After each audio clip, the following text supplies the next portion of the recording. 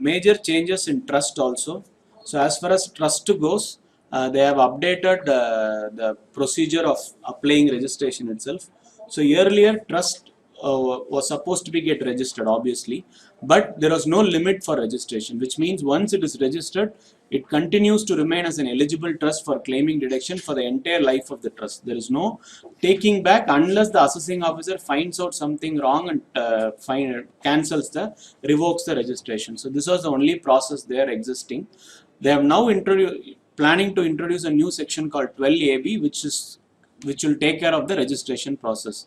This brings in two concepts of registration. One is a provisional registration, which means you can go and get a provisional registration for a trust for a period of 3 years, start doing your activities related to charitable activities, then within 3 years submit a fresh application for getting a permanent approval. So earlier the trust registration could be obtained only if you show a track record of so number of 3 years of track record with all those financial statements and other things. Currently they are now bringing a concept of provisional registration. By submitting a proposed plan and other thing, you could still be given a provisional registration for a period of 3 years. So within the 3 years, you will have to apply for a fresh registration and get a permanent registration.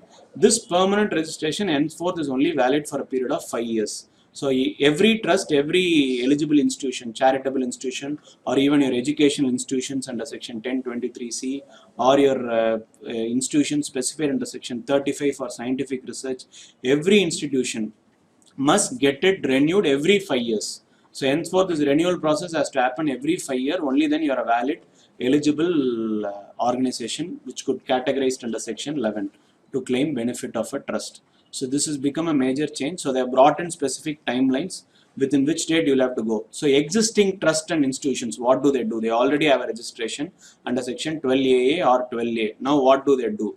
Within 3 months from this rule being introduced, with this provision being come into act, within 3 months they will have to go and apply and get a fresh registration certificate for a period of 5 years. So every trust, every education institution or every applicable institution currently who has an authority to exempt their income under section 11 needs to go and reapply. So this becomes one of the major compliance related thing which they'll have income tax has to undergo, because every trust, every institution has to go and apply again once this rule comes into picture. So they've given, not like existing trust will get escaped. No. So they have to again reapply for within 3 months from this provision being introduced.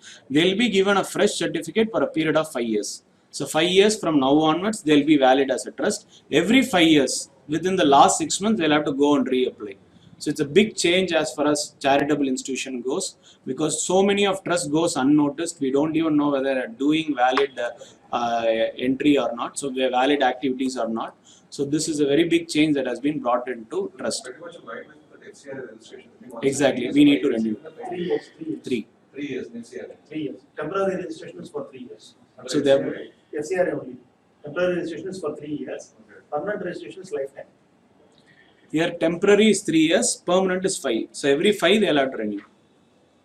So they have not. Sorry, permanent is 5 there. Even there it is 5. Oh, 5. 3 and 5. I remember seeing very similar questions at FCRA. So they brought in line with the FCRA approach. So that is what they have made. So this is a very major change that they have brought in. They are bringing every institution, section 35 scientific research, your educational institution, hospital institutions which falls under 1023C, all those institutions, uncharitable institutions. So all these sections which are separately distinguished or separately notified is now brought under one single act to say that get it registered within 3 months, otherwise your registration stands cancelled for all existing. Something that was set up 1 year back, 2 years back also. If they have already have a registration under section 12AA, now they'll have to again reapply and get it under 12AB. That reapplication might not be a detailed reapplication process, just to see whether it is in line and grant them again. So they're going to have a fresh lease of 5 years. So year after it is for every 5 years. So that is for trust. And these educational institutions, these institution that comes under 80G, 35, everyone have to henceforth file a annual statement submitting all the details of the donors, whoever has paid donations to them, submit a list of all of them to the department.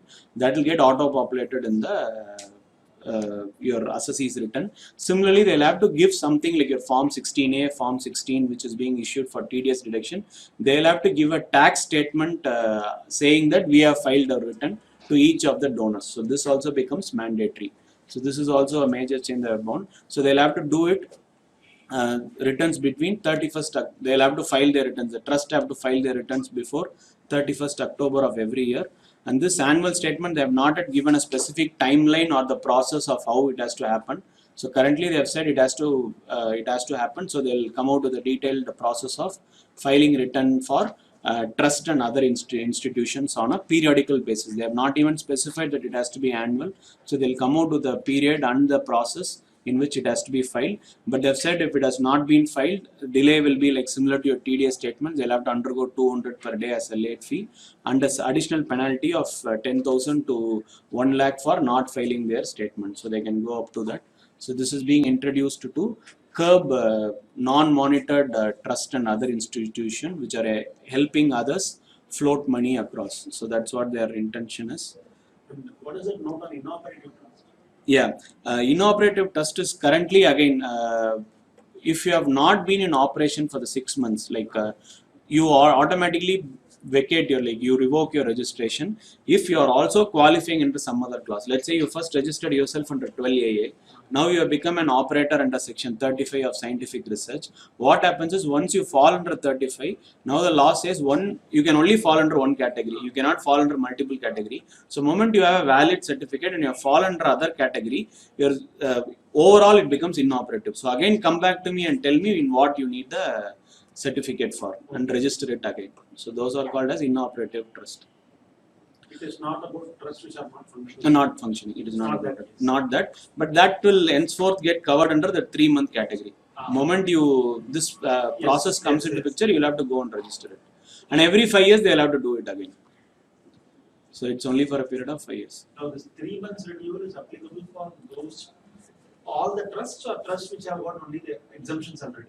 All the trust which has been registered under 12AA, If but I have a trust which is not registered under 12A, then it does not applicable. This is You will not continue to remain. If you wanted to get registered, it's a fresh registration. Does it also mean that the provisional registration would essentially make the whole registration process a lot more simpler because right now Yeah. there is an evaluation process. The Yeah. commission typically calls for to evaluating all they have 3 years to evaluate.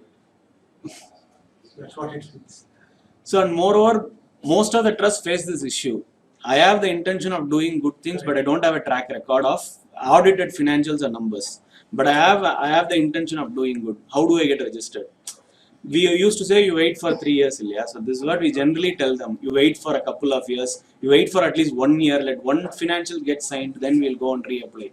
So this is what we generally do. So they have bought in this provisional registration just to help trusts who are actually intended to do good. You get a registration, we'll give you 3 years. Within 3 years, come out with actual numbers, actual evidences to say what you have done and get the original registration. So it's more to structure trust. This government has always been interested in curbing or closing the gaps which is easy for us to play money with or something. So trust is one area they have tried this time. So it's a major change that they have brought in. So they will be monitored. Plus the money that comes into them has to be reported regularly. And they've also made a change to personal taxation where if you're making more than 2,000 in cash itself, you're not eligible to claim donation at all. Earlier it was 10,000 similar to your 40A3. Now they have made it in line with your political party donation where if you're making above 2,000 in cash, you are not eligible for donation under section 80G. You are not eligible for claiming deduction under section 80G at all. Same way the trust is also cannot collect any donations in cash beyond 2,000. So they are also restricted to collect it only through the banking mode. So this brings a structure to the trust and the voluntary donations that comes into the trust. So these are the changes that comes into trust.